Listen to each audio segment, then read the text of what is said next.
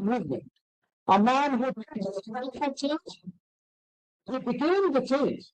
He is the one who proves that one person's courage can rewrite the fate of millions. Let's welcome the incredible, the unstoppable, ever smiling Kailash Satyarthi sir. Ajit sir, may I request you to formally welcome sir with a small token of appreciation, please.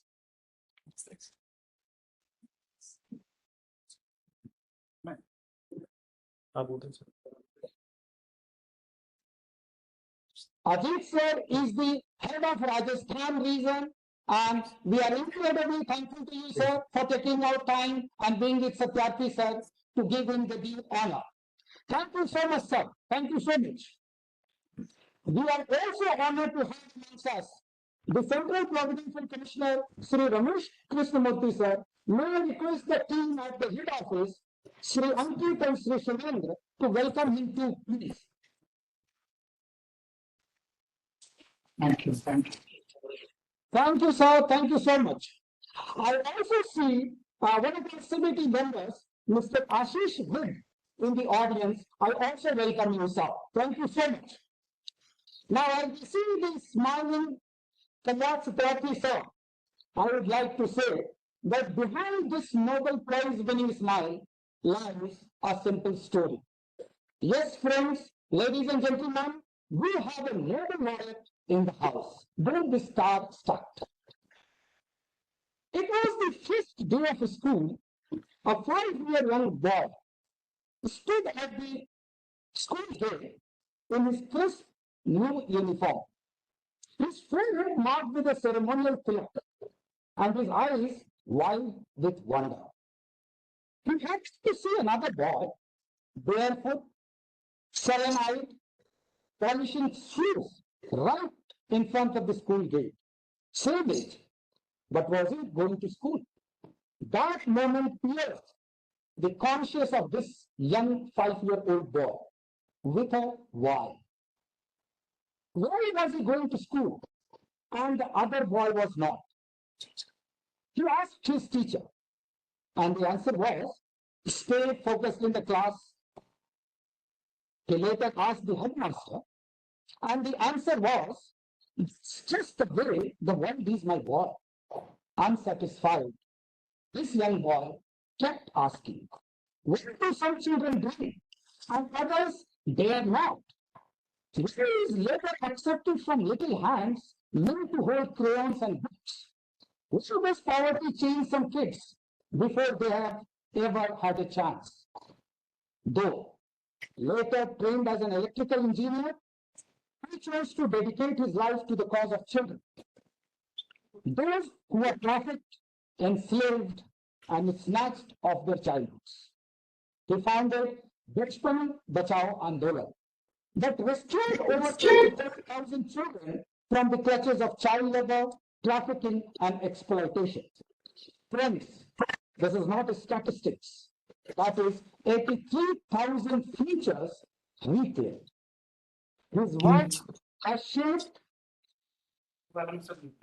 policies, challenged deeply ingrained mindsets, and built powerful global coalitions. The impactful global march against child labor and the inspiring 100 million campaign are the ones that crosses my mind right now. Sharing the Nobel Peace Prize with Malala Yousafzai, he underscored a powerful and enduring message. Compassion and education are the most potent forces that can bridge even the widest political divides, much needed in today's world, sir. It is right, he is saying, hey world, let's all just get along for the kids, for their sake. So let's put our hands together and give a thunderous welcome to the incredible, the indomitable, and may I add, the ever so gently but firmly persuasive Kailash Satyarthi, sir. Mr. Satyarthi has received several prestigious awards, including the Parliamentarians for Global Action Defender of Democracy Award, 2009 USA, the Alfonso Cornell International Award 2008 Spain, the Robert F. Kennedy Human Rights Awards 1995, the Medal of the Italian Senate 2007 in Italy, Mother Teresa Memorial Award for Social Justice 2019, among many other accolades, which I can't keep on saying because we all know it. In 2017, he received an interesting Today's world record for largest child safeguarding lesson. He led the global march against child labor, uniting civil society from not less than 103 countries, my friends, a movement so powerful that it helped shape the ILO Convention 182 against the worst form of child labor. Mr. Satyarthi's life and mission embody the profound impact of compassion, illustrating its transformative power to drive meaningful change. Through his latest movement, Satyarthi Movement for Global Compassion, he aims to globalize compassion to promote a more just, peaceful, and sustainable world. Welcome, sir, to the 17th edition of Reimagining Governance Discourse for Excellence. Now, it's time to request the Director of our National Academy, Shri Rohit, to formally welcome Satyarthi sir and share his brief thought at this moment. Rohit sir.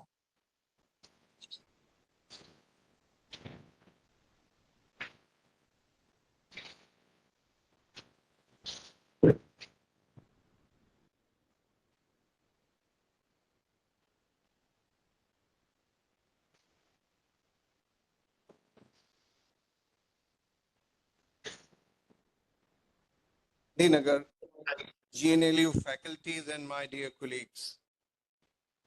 It is with immense pride and profound sense of honor that I welcome you, Shri Kailash Satyarthi sir, to the 17th non-stop edition of Reimagining Governance Discourse for Excellence.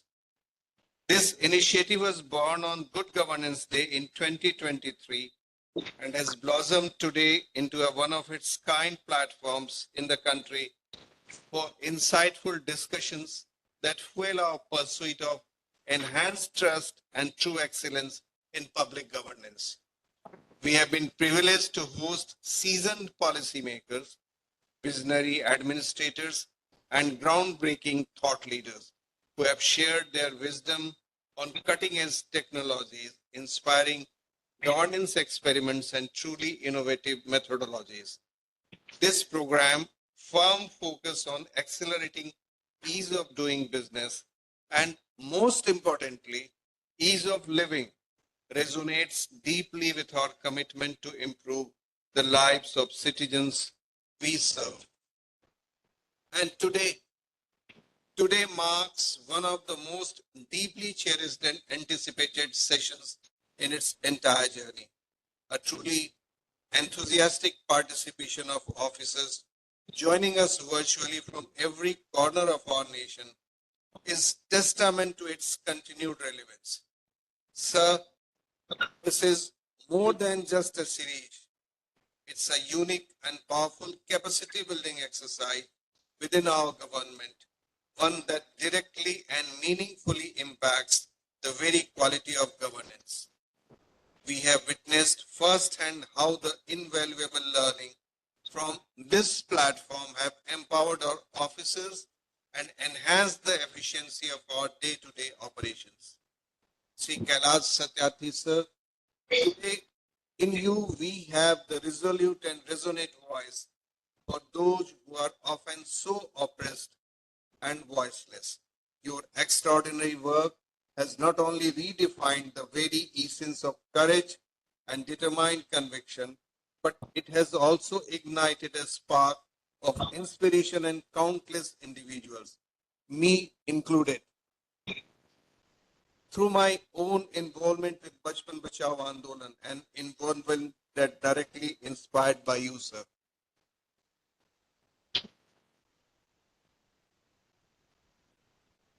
Sir, here at EPFO, we deeply recognize the fundamental importance of prioritizing the well-being of the most vulnerable members in our daily professional dealings.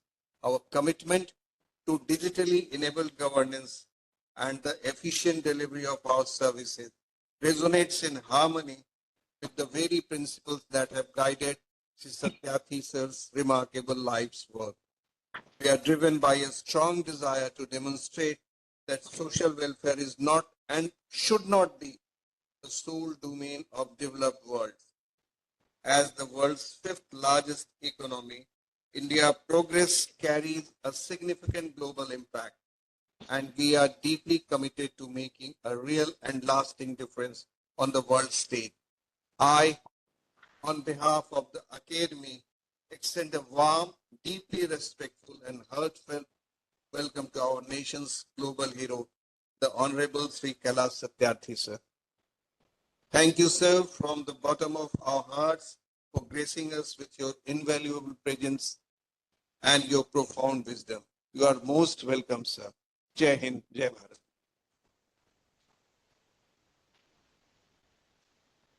Thank you so much, sir. Now, may I request Shri Ramesh Krishnamurthy sir for his initiation address, please. A very good evening to Kailash Satyarthi sir, a Nobel Peace Laureate, and all colleagues present here in this webinar, Reimagining Governance, Discourse for Excellence. My colleagues have already given a bit of a background about the nature of this discourse and how I think it has really changed our perception, our attitudes, and helped us with guidance from all the eminent personalities we have heard so far. And today, as my colleagues have already said, is a landmark day, since you are the first Nobel Prize winner, in fact, the first Nobel Prize winner to be speaking to us on this forum. So I think it is really a landmark day for us. So, sir, we are really grateful for your presence, and we are eagerly waiting to hear from you about what you believe in, the core values of compassion.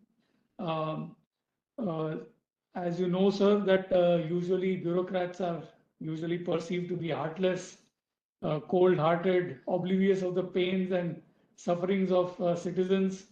So I am sure that your voice of compassion, your experience of standing up for advocacy and against exploitation of children and exploitation of humankind in general will help us smoothen our own edges, our own personalities, become more empathetic and become more, I would say, serving towards the citizens of this great country.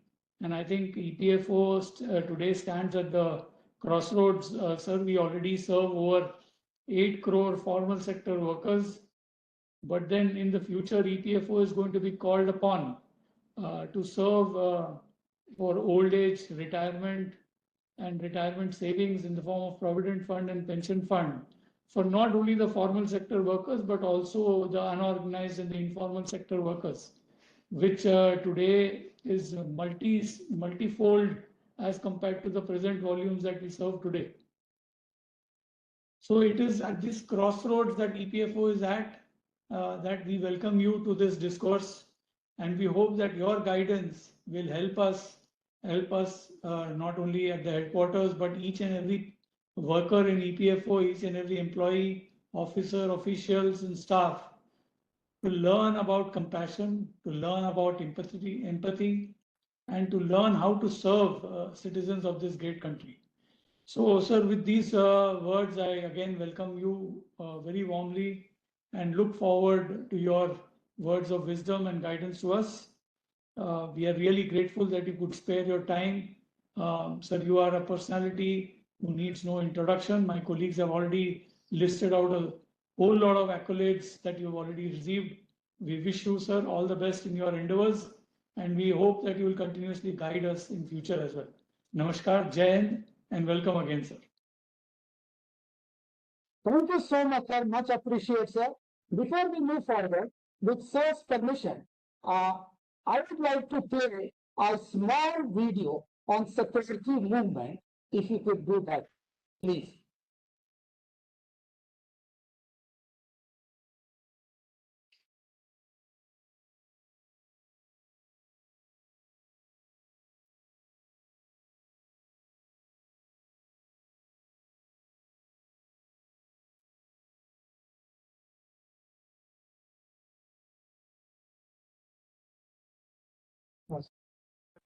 And freedom of millions of children started with just one feeling. What if the child slave Sabo was my daughter? Sabo, who was about to be sold to a brothel.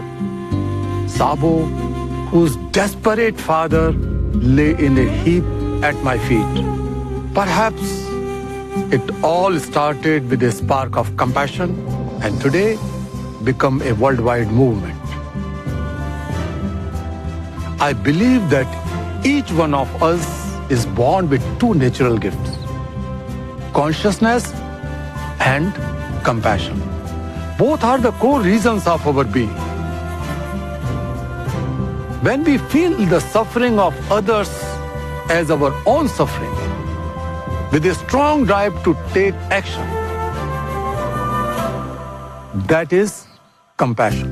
God is not so meager that He has blessed us with only a little of compassion which we have confined to our families and friends. We need to go beyond that. All that is required is to enlarge our circle of compassion.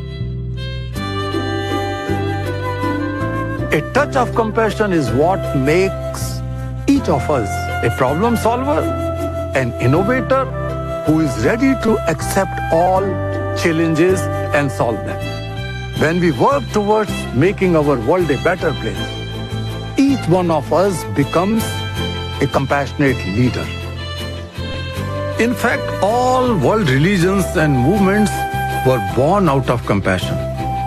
I stand with 8 billion people because the world is my family. In this age of interconnectedness, are we really connected with each other? Compassion is the greatest form of connectedness and love. There is no curse bigger than being alone. Loneliness is frightening. If you are connected, you are fearless. And we are the safest if we feel like a part of our global family. We are the mothers of the children.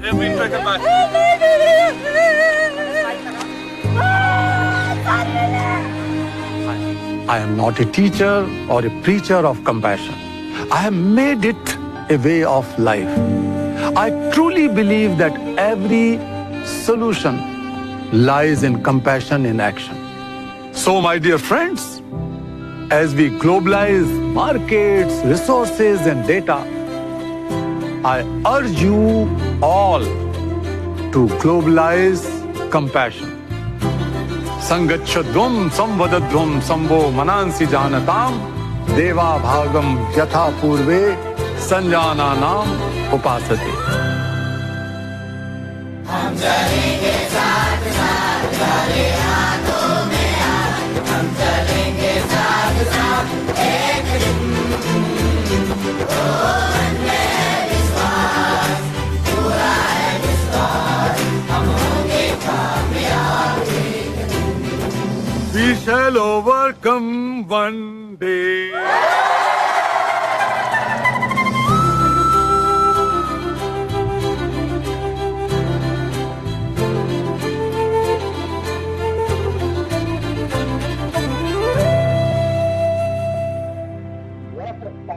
Message, sir.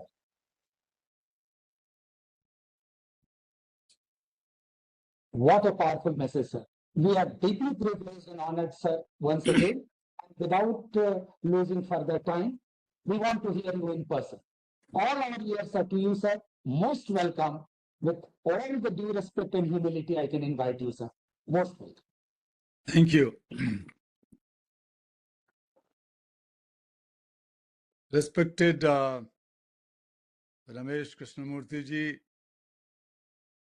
Kumar Rohit ji, and Ajit ji, who is sitting in front of me directly, dear sisters and brothers. Ramesh ji has just said that officers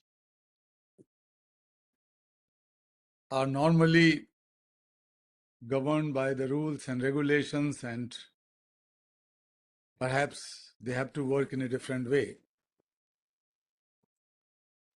But when I'm addressing hundreds of officers from EPFO, I'm also addressing hundreds of human beings who have mind and heart both. I'm also addressing hundreds of parents or grandparents, mothers, fathers, sisters, brothers, sons, daughters, and relatives. So when I'm talking about governance, or compassionate governance, I know that whom I'm addressing to. So let me begin with the story of Rakesh and Bhagat Ram. Rakesh was a boy who has been trafficked from Bihar, from his native village, many years ago. And then he was forced to work as bonded laborer in a factory in Delhi, the toy making factory. He was forced to work 12, 13, 14, 15 hours a day. When he was rescued, he said that whenever he would fall sleepy or he would miss his mother or father, he would be beaten. Because the employer, the contractor, they were forcing to finish the job in time without any wages. He had to live like that, in that subhuman condition for years. And when Rakesh was freed, he was asked, "Whom would you like to meet first?" He said, "I wanted to meet my father because he has been working in a construction company for many, many years, and he has lost his hand. And I wanted to see him when I go back home after my freedom and repatriation." He was also asked, "What you wanted to do when you go back?" He replied, "I wanted to play with my friends." "What play?" He said, "We used to play with the pieces of stones in our village in Bihar. I wanted to play with those pieces." Rakesh, who was working in a toy factory, assembling the pieces and making toys for the joy and happiness of unknown number of children in India and abroad, he could never dream, he could never dare to play with those toys. He wanted to go back and play with the pieces of stones. His father, this name is not the correct name because of the legal and ethical reasons. I'm changing the names of both boy and father. The identity has to be kept hidden. because the legal action is underway. So his father, Bhagatram, worked for almost 25 years in the construction company. While working there, he lost his hand and he was just thrown away. And the man has been crying and asking to the people, does my life work not matter? Don't I matter? And all his sons were working here and there as child laborers or bonded laborers. There was no question of provident fund or any other kind of money given to him. And since he was a poor, illiterate person from a remote village in Bihar, working in a big city, he decided to go back. Rakesh wanted to meet his father first. Dear friends, you are custodian of dignity, liberty, future, and the human rights of hundreds of millions of people of our country. Of course, we know that most of them are working in informal sector or unorganized sector. But this is something which we as Indians, as nation, have to address with a sense of urgency. I am so proud, frankly speaking, to be with you. Of course, you said that it is for the first time when any Nobel laureate is addressing you. But I am equally fortunate that for the first time, I am addressing the largest sovereign fund of the world. The people who run the largest sovereign fund of the world makes every Indian proud, including me. I'm also aware that you have over 31 crore accounts and serving almost 8 crore members, active members. So this all has to be underlined, and I acknowledge it with a sense of pride. When I'm talking about the compassionate governance, it is not just a theory. My whole life has been motivated and inspired by compassion. Let me also tell you that all the religions in the world were born out of compassion. When somebody has felt the suffering of others as his or her own suffering, that person, the great person, you may call him avatar or prophet or whatever, that person did not sit quiet, but did his or her best to elevate the suffering of masses. The suffering could be the inner suffering, suffering could be the social suffering. He or she, they tried to do it. They did not sit idle. All the revolutions and all the social transformations were also inspired by this spark of compassion. As I was saying in this short film, that we are all born with two natural gifts. They are divine gifts: consciousness and compassion. The consciousness is reason to sense anything through our five senses. It gives us life as human beings, but also for animals, the consciousness is there.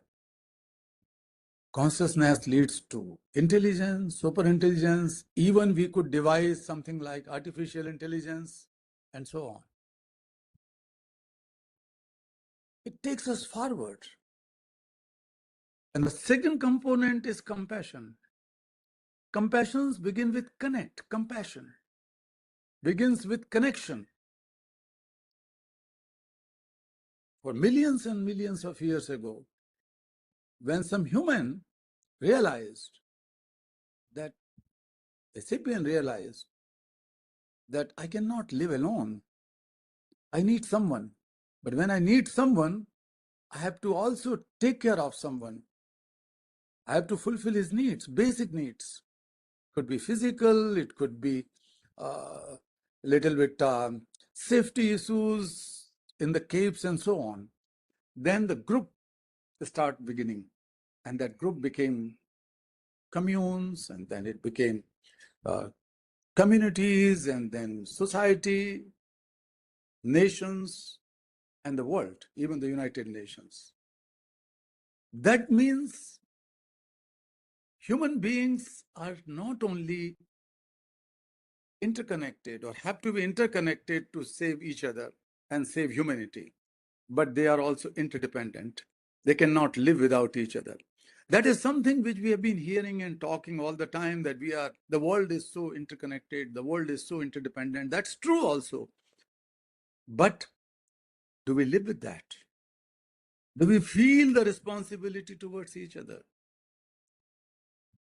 Dear friends, in today's world, we are facing so many crises. It's so complex world filled with compound crises, different kind of competitions, wars, insurgencies, global warming, what has become now the global climate injustice. All these things humanity is facing today.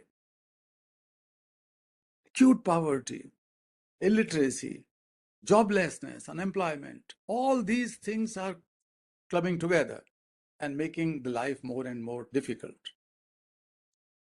But dear friends, world has never been so wealthier, so well informed, so fast, so filled with knowledge and information and data, with unlimited number of constitutional guarantees and laws, right from the local level to United Nations level, for the betterment of society, for the betterment of humanity. What is a paradox that on one hand, we have made so much progress. On the other hand, we are not able to solve any serious problem on the earth. This is such a difficult time, I would say, that solutions are giving birth to the problems. When we go for economic growth, for example, industrialization, for example, then we have to pay the price. The character of people is lost. The sanctity of society is endangered.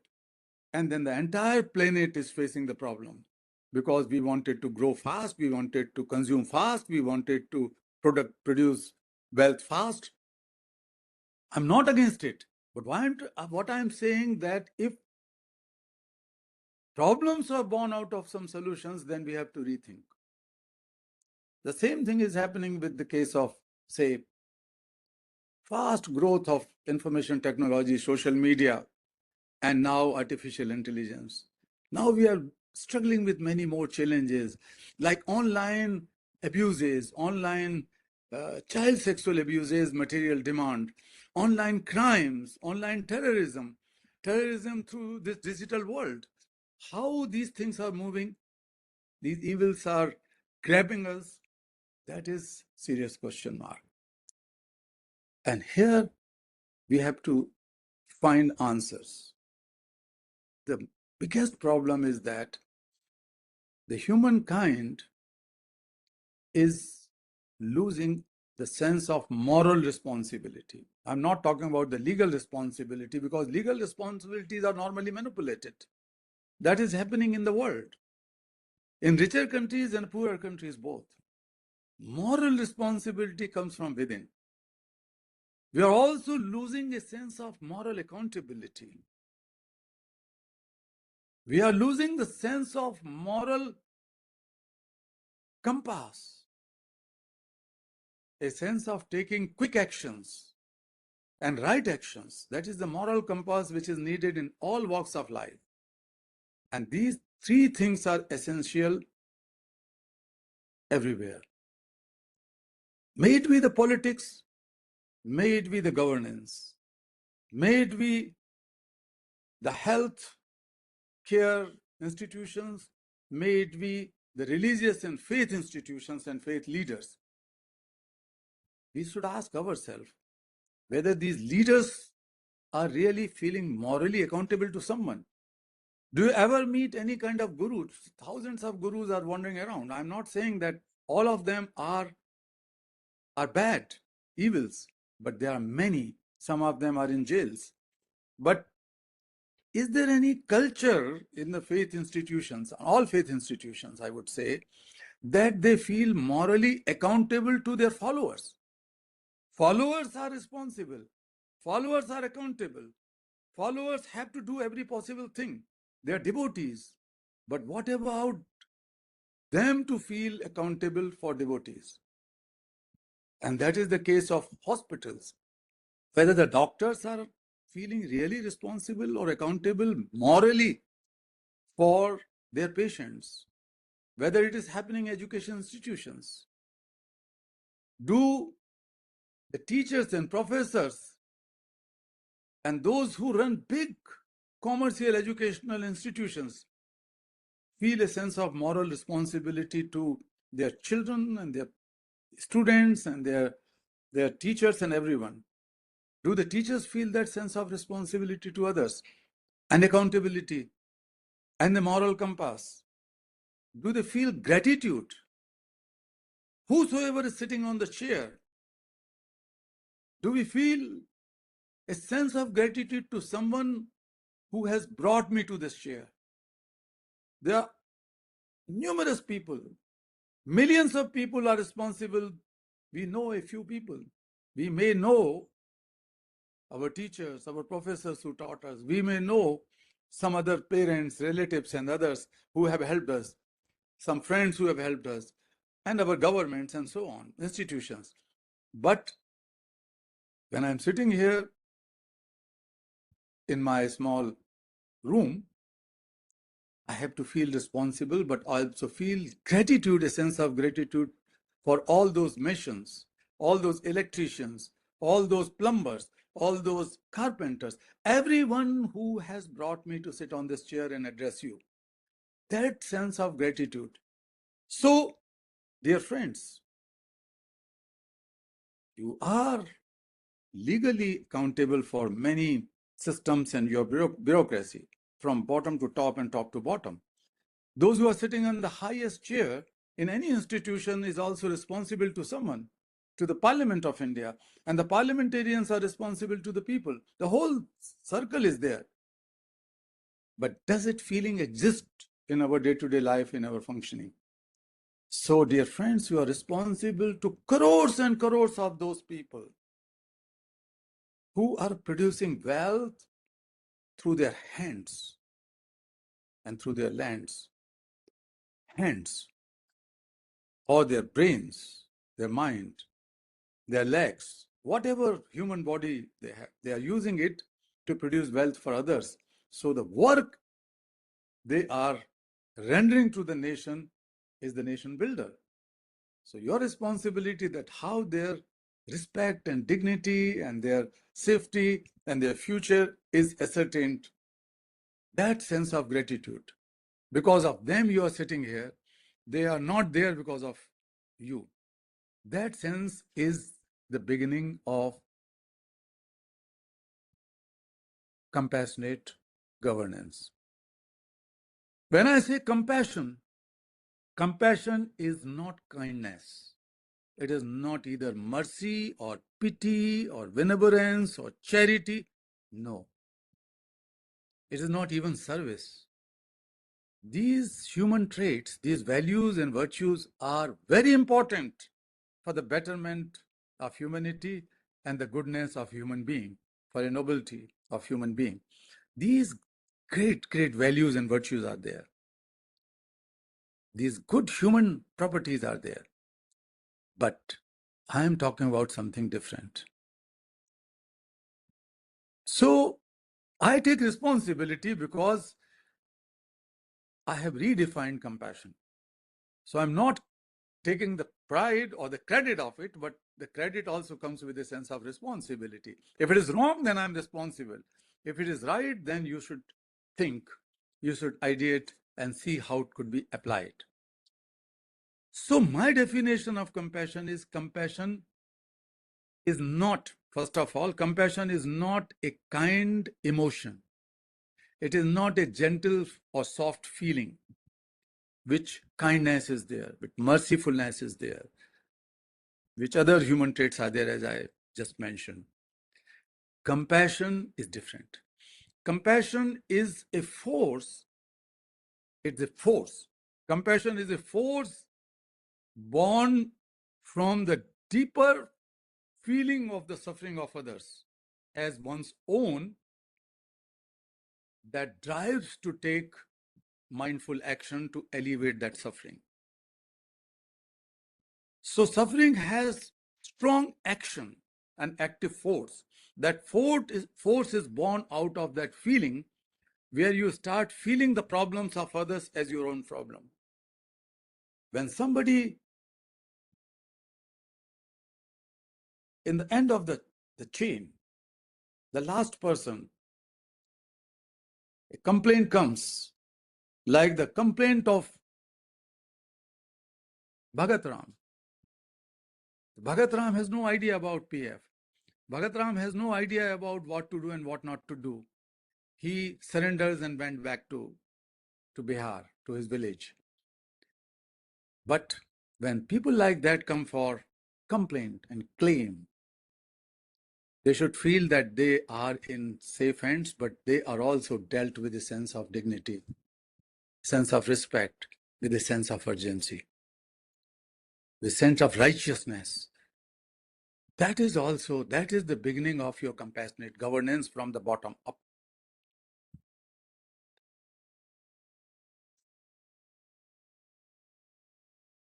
When I given the definition of compassion, how it begins? It begins with taking cognizance of others' problem as your own, or say just taking cognizance. If you are sitting on a chair in front of your files or your computers, every claim has a heart, a soul, a human being behind that claim, which may be a number, which may be a short script on your computers, but there is a full family waiting for you. And that is the most important thing. Taking the cognizance of that claim as you are taking the cognizance of someone your own. Taking the cognizance of the problem. Then connect with that problem. Just don't leave that the number. And some cases are piled up and piled up and piled up. That will make you distressed. If 1 lakh, think of a situation when 1 lakh cases are claim cases are piled before you, then you will also be distressful. Oh, what is happening? Then it would be very difficult. And it will also bring distress to maybe 8 lakhs or 10 lakhs people, because it is not just one person, there's a full family and relatives close to that person. So connect. Don't stop here, then feel. Taking cognizance, connecting with that. Take a pause and feel that if you were him or her and she was you, that kind of sense looks like spiritual, but it is the real most effective way to govern and make decisions. When you make the decisions, I'm not saying that make the wrong decisions and just be kind. I did not say that. That's why I said that it is not kindness. It is not being merciful. That's why compassion is a driver to justice and equality equal opportunities, sustainability and peace. Then after feeling, one has to have that drive, a sense of urgency to take action to solve that problem. Think of a situation that if something could be solved, you can take a decision on a file in 3 days. And if that file is lying for 30 days, that claim is lying for 30 days, these 27 days could be the matter of life and death for the wife of that person or a child of that person if they are suffering through acute diseases, or if they are hurt in an accident, or if somebody has to get the admission in a higher course and that 27 days collapses and then it's gone. So if something could be solved in 3 days, why you take 30? That is something, a sense of urgency, which is born out of compassion. So all these 4 elements, taking cognizance, feeling a connection, having a connection, connect with the whole case. You have to quickly read that case. You have to quickly analyze it and decide it, process it as soon as possible. So when you connect, only then you start processing. The processing should not take long if you feel the problem of that person as your own problem and then act and resolve. That is the core of compassion, governance in such cases. So in my Nobel acceptance speech, my core message was simple but something different from others. We have, what I said, we have globalized markets and economies. We have globalized information and data. We have globalized production and consumption. We have globalized everything. Even we have globalized terrorism and extremism. We have globalized the way of aggression and aggressive competition, aggressive rage. All these things are globalized so fast. And social media and other mediums are providing energy to it and fastness to it. So this is the time to globalize compassion. Globalize compassion. And if Indians, or in India, it does not happen. If Indians do not take lead in globalizing compassion, then who else will do? We have to redefine, as I did, redefinition of compassion as a force, as an action, which is born out of feeling for the suffering of others as one's own. That force. We have to generate that force. And you need not to borrow it from a religion. Religions need compassion. You don't need compassion from a temple or a church or a mosque or any synagogue or from any other place. They are preaching compassion, but compassion is a biological fact. I have in contact with number of top level, you can think of the top neuroscientists, at least a couple of them are Nobel laureates, and some of them are my friends.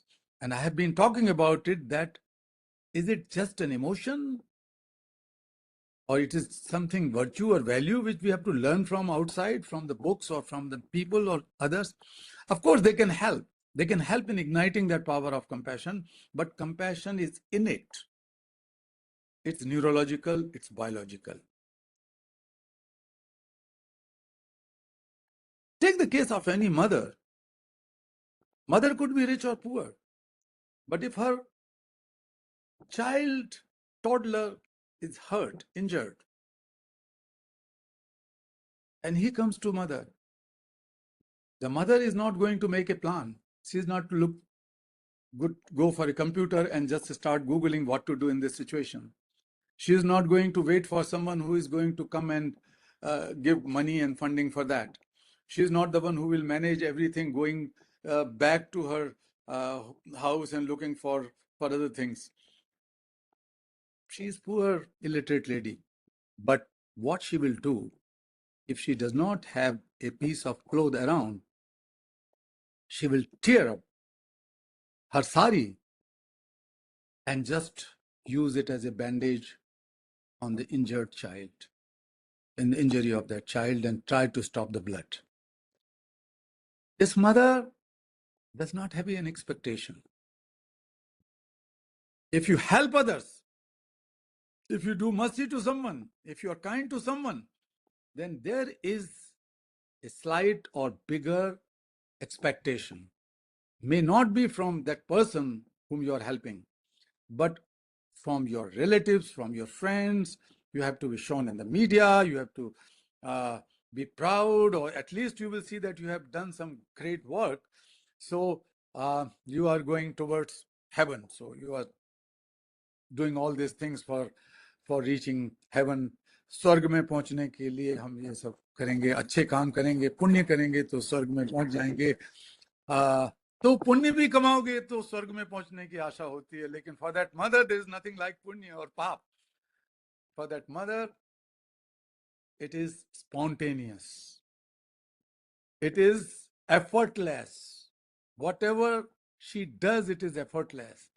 The compassion in your life, in my life, in everyone's life should be effortless, because compassion is there already. It is, if your father, if your brother or sister, you feel it. You feel the suffering of your colleagues, your spouses. Not in all cases, but in some cases, the spouses feeling suffering of each other and respect each other's suffering and try to solve it as much as they can. So what I'm saying, that it is biological, it is there. What we have to do, we have to remove the layers which have covered up this great gift of God, the most shining and powerful gift of God to make this world more livable, more sustainable, more just. That is compassion. Ego, greediness, aggression, selfishness. There are so many things which keep it covered. There are so many layers.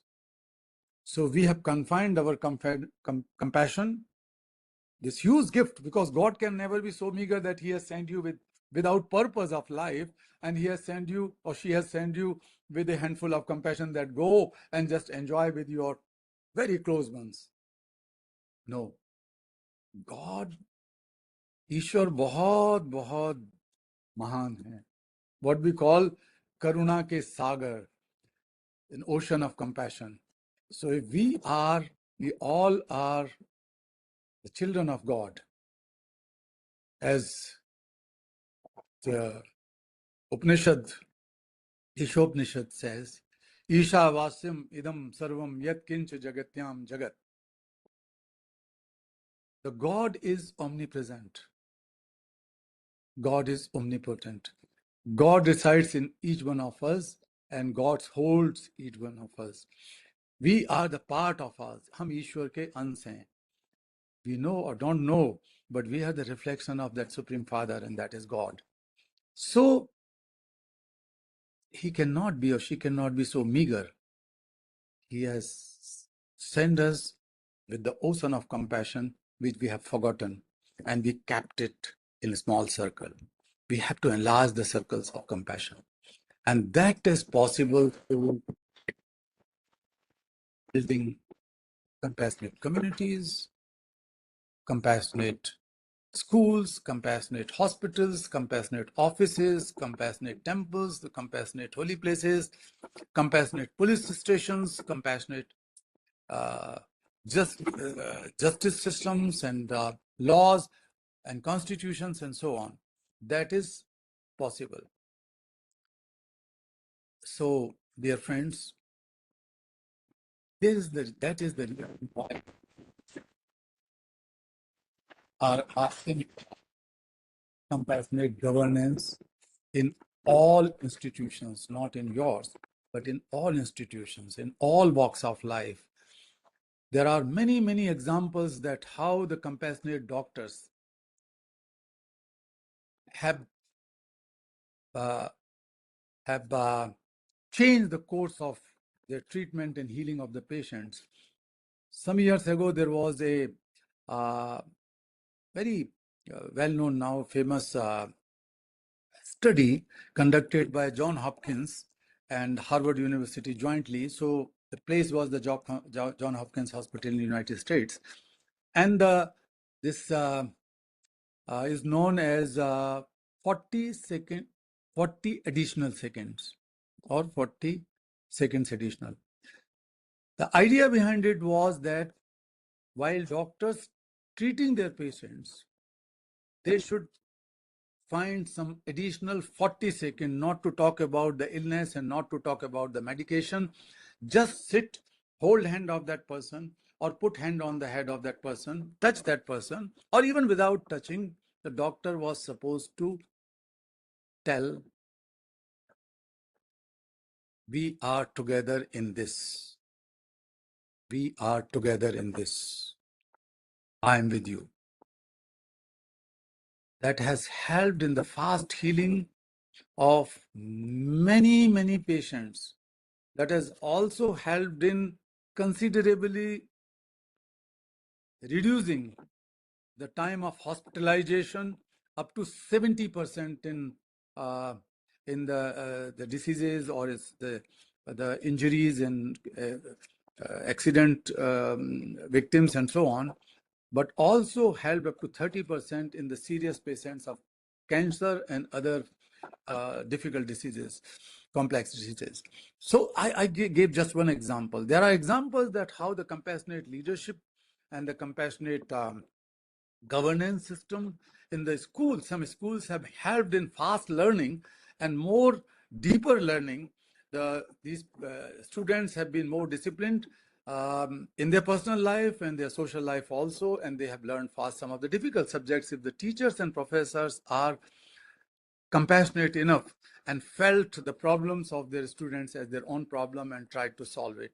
So is the case of compassionate leadership in corporate sectors that has tremendously changed the whole culture of that corporate if the leaders are compassionate, where they became more authentic and more genuine leaders in the eyes of their investors and board members and their managers and employees, and it goes down below to the customers. And that we have seen in case of India also. You can compare some of those big corporate houses, the difference. It is not about how much money has been earned, but how much respect and how much dignity and how much goodness they earned in their life. And even when they passed, we remember them with sense of respect. So this is something which we wanted to talk, and that is the reason I have launched the new campaign, Satyarthi Movement for Global Compassion, that is supported by or joined by many, many Nobel laureates, global leaders, academicians, and so on, students, young people, ordinary people, and the number is growing. We are in the course of launching something very unique and new, and that is compassion quotient. All of you know IQ, intelligence quotient. You're also aware of this EQ, emotion quotient, which is quite new comparatively, came into existence last 2.5 years. Its purpose is also that how to be a team leader and how to get more profit, how to earn more money, all these things. So it's more commercial outlook, not bad, but it is there. Now I'm working compassion quotient. 2 months ago, now 3 months ago, I convened a very, very special group. 20 scholars from sociology, anthropology, neuroscience, behavioral science, biology, and so on, from 13 top universities. Most of them were Ivy League universities. That includes Harvard and Oxford, Cambridge, and Cambridge, California, etc. IIT, Ashoka University. So these 20 scholars were presented with my idea of compassion quotient. The idea is the ability to how to measure the ability to acknowledge, connect, feel, motivate, and act to resolve the problem. So compassion is a problem solving.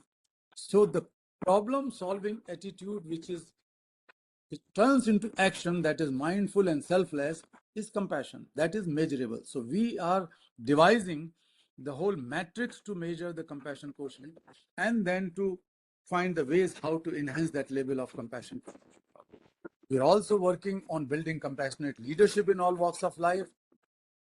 In collaboration with UNESCO and Harvard, Satyarthi movement has launched a global compassionate leadership authority, which is now just taking off, and some activities have begun.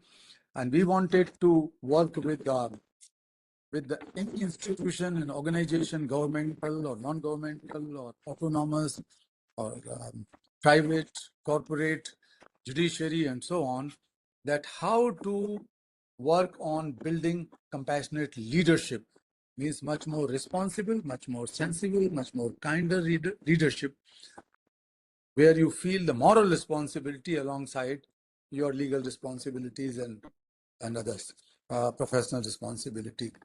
So these things are there. Then I know that perhaps you get some questions and time, but I would say, underline here, that me and many of my colleagues who were trying to help the people who were facing Corona just 3 years ago, 4 years ago, I express my deep gratitude and a sense of respect to all of you, to your organization that has emerged as the savior by being the fiscal cushion for Indian economy and Indian government. Thank you for that. I'm also aware of some of your compassionate leadership initiatives like Kerala PF outreach program, then EPFO and Aadhaar card linkages that has helped in siphoning off some of the money and corruption at any level. We also know about the pension literacy camp where the ordinary people can learn about their rights of pension and PF and so on. All these things are your initiatives, which are the examples of your compassionate leadership and the compassionate governance. Let me finish with these two, father and son, talking about Bhagat Ram and Rakesh. Rakesh did not give up his dream. He had a dream eventually to go to school. Now he is in college. And he told that why he's in college. He said that his father came across someone. Bhagat Ram was brought to a labor officer, local labor officer. Then he has brought him to a PF officer. And the PF officer has gone so deep. He has done such an unwavering, remarkable work and recovered, and then tracked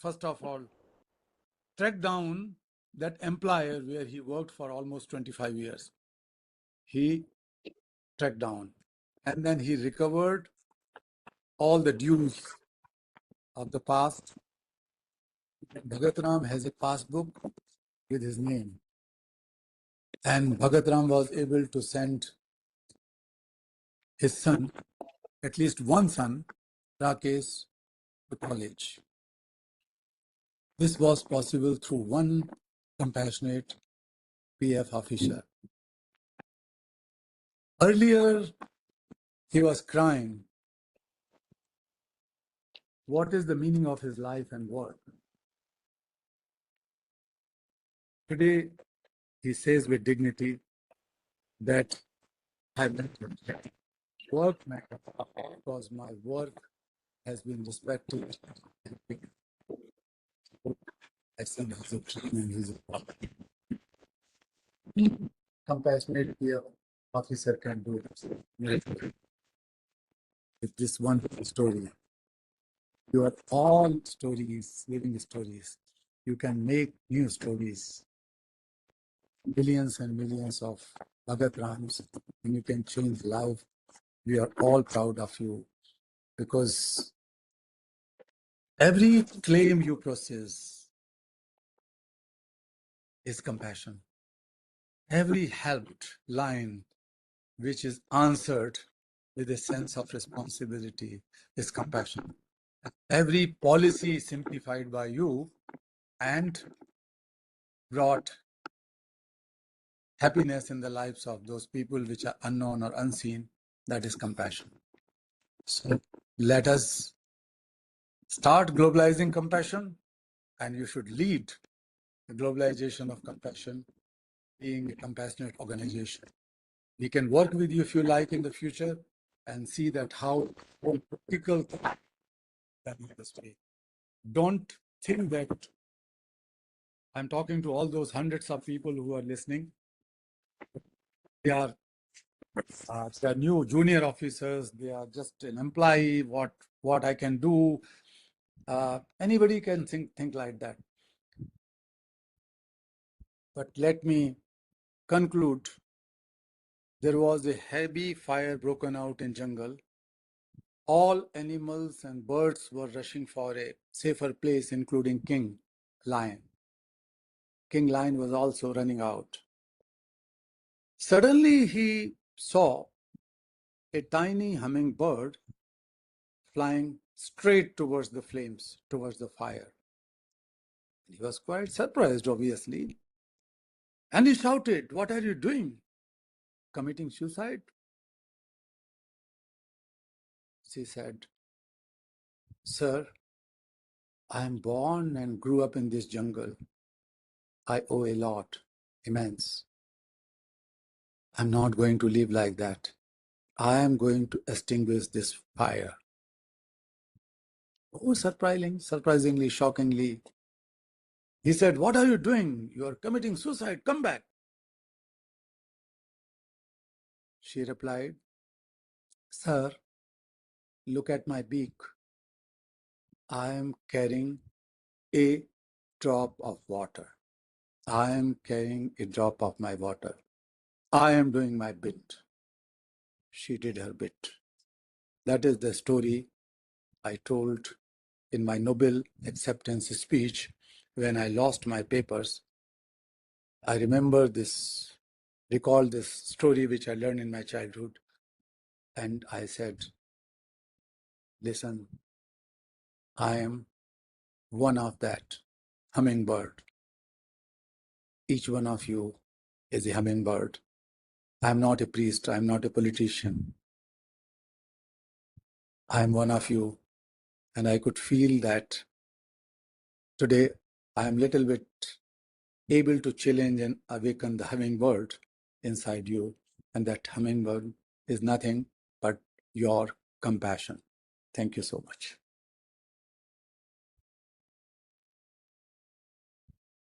Yes, thank you so much, sir. Thank you so much. It was such an engrossing session.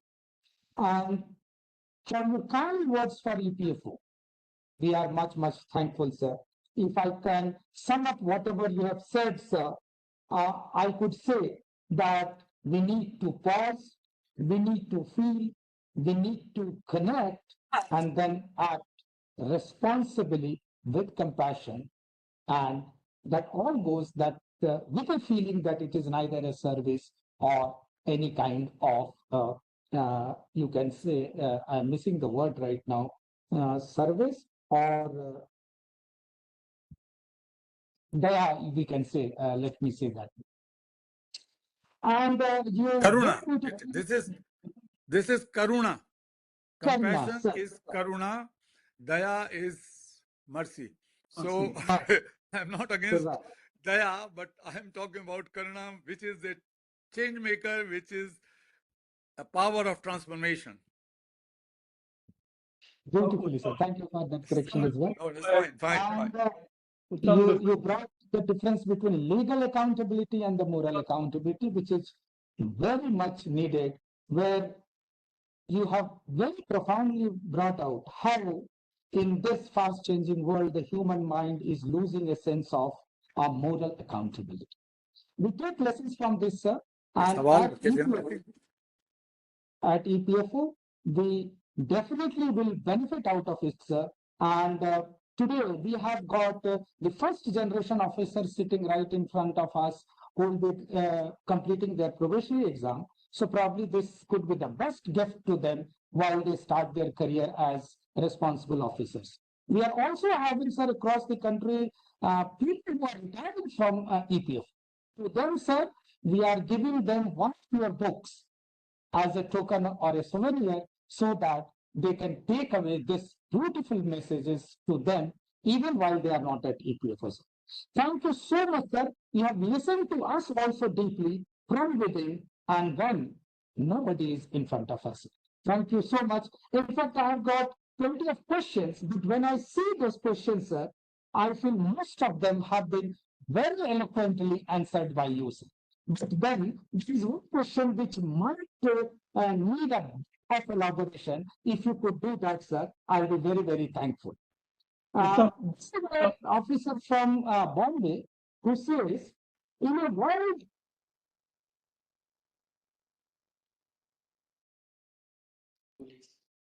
Uttam, are you there? Uttam, if you can just give me a minute. If you can just give me a minute. Am I audible? Yes, sir, you are audible, sir. Please go ahead, sir. Sorry to interrupt you. Just I wanted to just put in one small word after hearing Mr. Satyarthi. I think it was a very inspiring speech that he gave. I am very inspired today, and two messages I would like to convey. One is a request to Kailash Satyarthi, sir. He said that they have a program for collaboration with institutions. So I'll be very grateful, sir, for your collaboration with us. I'm sure that all officers and officials of EPFO would be grateful for learning from you about compassionate leadership. So we will get in touch with you, sir, about how to take it forward. That is number one. Second, I think, sir, just after hearing from you, I have a message to all my colleagues in EPFO. I hope that on your behalf, I can speak to them and say that I think one thing that we all can do is to put into operation what Kailash Satyarthi sir said as globalizing compassion. In our own way, I think let us all exhort ourselves to do at least one compassionate task every day. So, I mean, that is, I think, a target that I think every one of us can easily do. So, I do want to use this medium to appeal to all my colleagues across the entire EPFO. Please try to do one compassionate, task or any kind of service in your day. And as Satyarthi sir said, I think it will bring happiness to millions of people. Thank you so much. Over to you, Uttam. Thank you so much, sir. That was a very befitting end of the session, sir. And on behalf of the audience here, sir, I would like to assure you that definitely after this inspiring thought, we will attempt, just like that small hummingbird, to do our bit in the smallest possible way also for that one compassion action per day. So I would now like to thank everyone who has made this program a resounding success, sir. Mr. James, Astha Madam, Kenshu ji, Prerna Madam from your team who have been so kind enough to connect us to you, sir. I'm thankful to the audience that beautiful questions, though most of them been answered and not specifically I've asked the questions, sir, but I think the message is so clear and we are so enthused that we will not lose time in getting into those questions which we have already been answered, sir. Thank you for the board members, the senior leadership, Central Provenance and Commissioner, the director of the academy, and all my colleagues who have been here with you. Thank you so much, sir. And I look forward to see you soon, to hear you soon, and maybe connect with you and your leadership program, sir, in a better way as our Central Commissioner has just wished for. Thank you so much, sir. I wish everyone a great evening and yes, a great learning forward and something for compassionate leadership every day. Thank you so much.